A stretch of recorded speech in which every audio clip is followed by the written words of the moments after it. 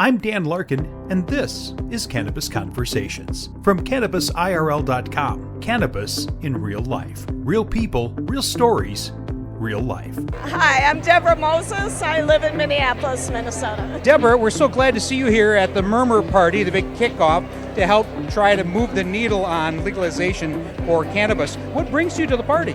Well, you know, my biggest reason for wanting to legalize marijuana has to do with our disparities in Minnesota. I raised 3 African American children in Maple Grove, and I distinctly remember a night when my oldest son, who's now an adult, lives in California, wouldn't live here anymore, was driving home, got pulled over by the police for having his license plate light off, and he called me to come down. He was, at that point in his life, he was a straight A student, never drank, got high, and he asked me to come because he was scared of the police.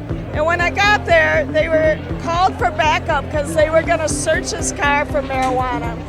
And so, of course, I'm a mom. You know, I looked at him and said, there better not be marijuana in your car. He said, Mom, I don't smoke marijuana.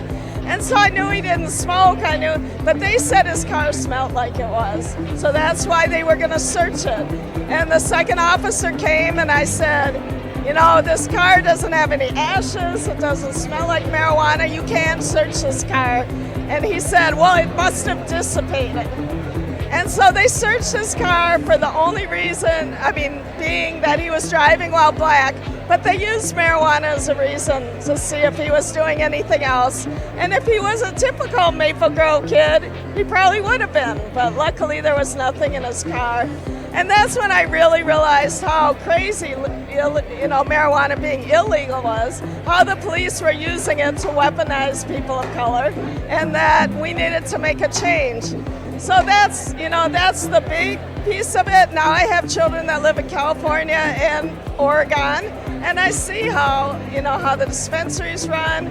You know, it's definitely safer than alcohol.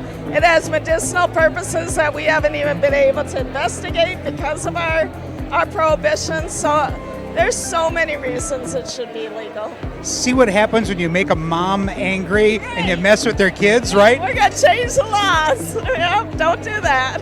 Are you optimistic about Minnesota's chances of eventually getting to full adult use? Yeah, they have to. And the safety issues, people don't even realize, the more we have adult legal use, the less marijuana is on the street for our kids. It's like there's so many levels that people aren't looking at of how it'll make us safer and better in our state. Thank you for taking some time with us, and keep doing the work that you're doing. I think you're one of the voices that people need to hear more of. All right, thank you. Thanks for doing what you're doing.